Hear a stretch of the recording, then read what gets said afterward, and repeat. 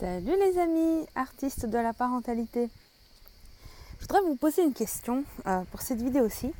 Est-ce que vous avez parfois l'impression que vos enfants vous cherchent?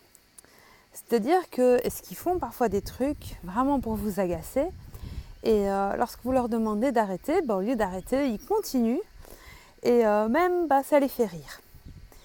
Ce qui m'est arrivé aujourd'hui avec mon Lolo, on était dans la file et ça lui a pris tout à coup, c'était très drôle, il s'est mis à marcher sur mes chaussures. Alors j'avais des chaussures blanches, pas l'idéal pour se faire marcher sur les pieds. Et donc il a commencé, c'était très amusant, je lui ai demandé d'arrêter. Il a continué comme ça et vraiment à un moment donné, j'en avais tellement assez. Il était vraiment en train ça le faisait vraiment rire que ça m'énervait. Je lui ai expliqué vraiment très calmement, écoute, maman n'aime pas ça, tu vas acheter des chaussures blanches, tu vas les salir. Rien à faire, ça le faisait rire de plus en plus. Et là, j'ai eu comme, vous savez, un ralenti dans les films, alors tout s'arrête. Et qu'est-ce qu'on fait? Alors d'abord, je voudrais passer une petite minute sur ce que j'y ai réfléchi. Pourquoi ça m'a énervé autant?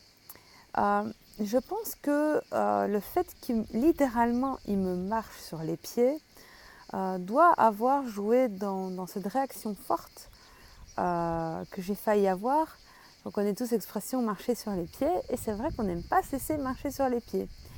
Et on aime encore moins quand on le fait savoir à quelqu'un gentiment, avec fermeté, et que la personne, au lieu de s'arrêter, continue.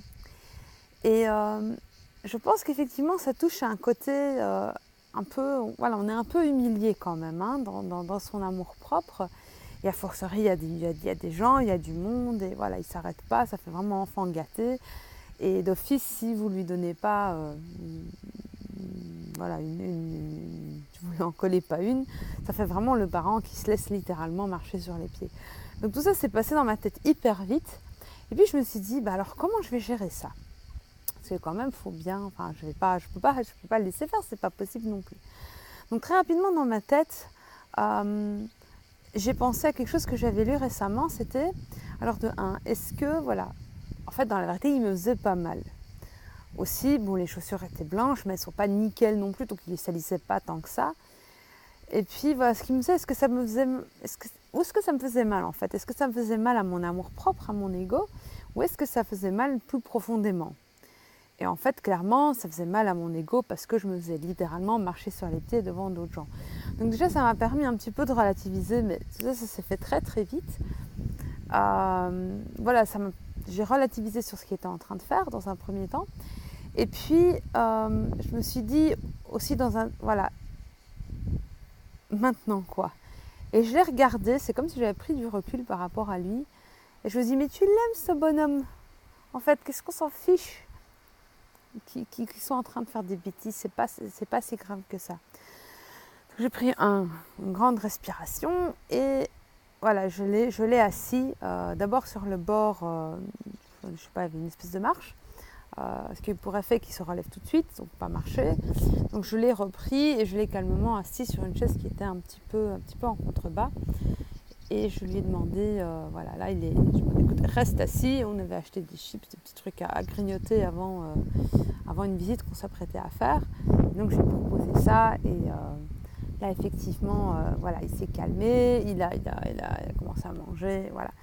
Donc en fait, ça a permis quand même de juguler les émotions négatives assez rapidement et aussi permettre que lui, on ne parte pas dans un crescendo où lui il m'irrite en me marchant dessus, puis moi je lui crie dessus, ou je réagis de façon un peu abrupte, ce que aurait eu pour effet que lui finalement me le rende ou s'énerve ou commence à pleurer, ce qui effectivement complique les choses. Voilà. Donc, à ma petite question, ça répond à une petite question, comment à réagir face parfois à des méchancetés de ses enfants sans soi-même devenir méchant. Comment réagir avec légèreté à des choses qui peuvent être vraiment irritantes. Voilà, j'espère que cette petite expérience et cette petite conclusion que j'en ai tirée pourront éventuellement vous servir dans des cas similaires. Voilà. Donc je vous dis, chers parents, prenez bien soin de vous, soyez inspirants inspirante, même si imparfait. Et je vous dis à très bientôt, à demain pour une nouvelle petite vidéo. Ciao, ciao, je vous embrasse.